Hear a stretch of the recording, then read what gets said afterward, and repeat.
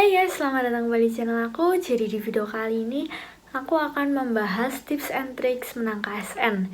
Karena di video aku sebelumnya yang unboxing hadiah KSN itu ada yang tanya gimana sih caranya supaya menang KSN, gimana tips and tricksnya dan sebagainya. Jadi di video kali ini aku ingin membagikan ke kalian tips and tricksnya. Dan juga kalau kalian belum nonton video aku yang sebelumnya yang unboxing, kalian bisa nonton ya guys.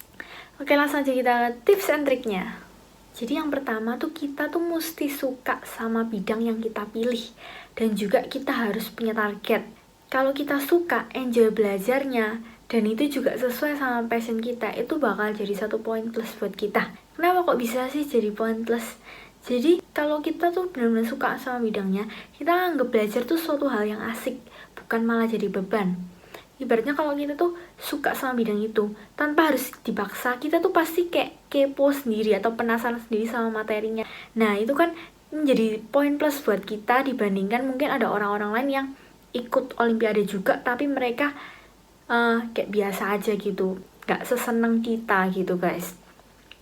Tapi kita tuh bukan suka sebentar, terus habis itu bosen. Nah, jadi kalau kita suka sama suatu bidang, kita harus arahin kesukaan kita itu buat mencapai suatu target atau suatu goals. Jadi kesukaan kita tuh juga bisa bermanfaat. Jadi di sini konsistensi itu sebagai challenge-nya. Apakah kita bisa terus konsisten untuk mempelajari satu bidang dalam waktu yang nggak singkat? Lalu yang kedua tuh kita bikin reminder mau belajar apa aja. Jadi kalau dari awal semester 1 kita udah tahu kita mau ngambil atau milih bidang apa, olimpiade apa, kita mesti konsisten buat mempelajari bidang itu, misal 1 minggu 2 kali atau berapa sesuai dengan kapasitas kalian masing-masing. Nah kan kalau misalnya dari awal semester 1 berarti ada sekitar 7-8 bulan sebelum KSK untuk kalian mempelajari bidang tersebut. Nah jadi mending kita belajarnya tuh perlahan-lahan tapi pasti, atau perlahan-lahan tapi rutin, daripada sekali belajar banyak banget terus habis itu ditinggal lama. Itu kan eman banget karena bisa-bisa kita udah lupa kalau kita nggak rutin buat nge-review materi itu. Lalu pastikan juga reminder yang tadi udah kita bikin itu bisa terlaksana semua, dan juga semua materi itu bisa selesai sebelum hari olimpiade tiba. Selain itu buat kita menambah wawasan, kita juga bisa mengikuti pelatihan-pelatihan dari lembaga atau pelatihan dari sekolah. Seperti itu. Lalu yang ketiga, kita harus memahami konsepnya. Jangan hanya terpaku buat ngafalin. Nah, untuk bidang ekonomi, itu kan ada hitungan, logika, sama hafalannya. Jadi menurutku itu ekonomi nggak 100% hafalan gitu, nggak ya. Ya memang ada hafalan, tapi masing-masing hitungan, hafalan, sama logika terus masing-masing sama-sama sepertiga. Jadi menurutku lumayan imbang ya. Nah, terus sebagian ada akuntansi gitu. Nah, yang menurutku logika tuh kayak kurva-kurva. Terus kalau hitungan juga ada ngafalin rumus-rumus, terus hafalan juga ada bagiannya sendiri. Jadi buat bagian hitungan sama logika, aku lebih prefer buat kita tuh ngerti, paham konsepnya, ngerti rumus itu asalnya dari mana. Barulah kita bisa enak buat ngerjain soalnya. Nah, buat yang rumus-rumus hitungan, kalau kita bisa pahami dan ngerti asal dari rumus ini tuh dari mana, itu bisa lebih enak buat ngafalin, atau bahkan dengan sendirinya kita bisa hafal rumus itu dengan kita memahami materinya dan juga disertai dengan latihan-latihan soal seputar materi tersebut. Lalu bidang ekonomi ini kan bahasnya seputar kehidupan sehari-hari, jadi menurut aku masih enak buat dipahami.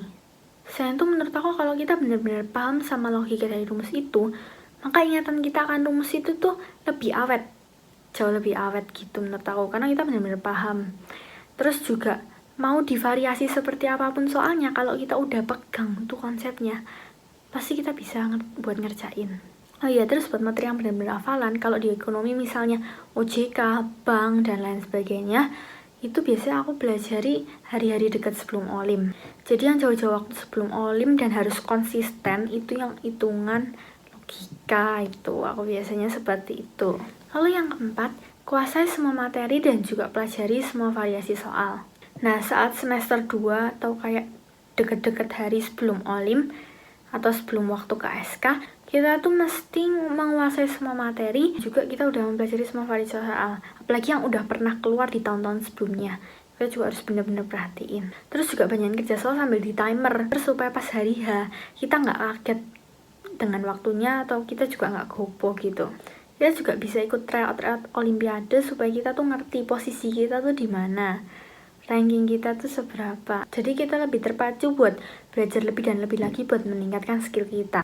Selain itu kita juga cek passing grade atau nilai batas minimum buat lolos KSK berdasarkan data-data dari tahun sebelumnya. Minimal tuh berapa sih buat lolos OSK? Setahu kalau ekonomi yang 80 ke atas itu ekonomi setahu. Lalu yang kelima, jangan pesimis tapi kita harus terus optimis.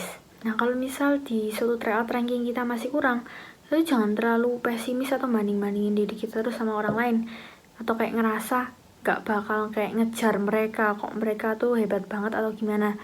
Jangan gitu, tapi kayak setelah kita tahu kalau misalnya ranking kita masih kurang, kita harus fokus sama diri kita sendiri buat benerin apa sih yang kurang, kenapa kok udah belajar atau gimana tapi kok ranknya masih kurang. Kita cari tahu apa penyebabnya, apa mungkin waktu ngerjain kita kurang fokus atau kurang teliti.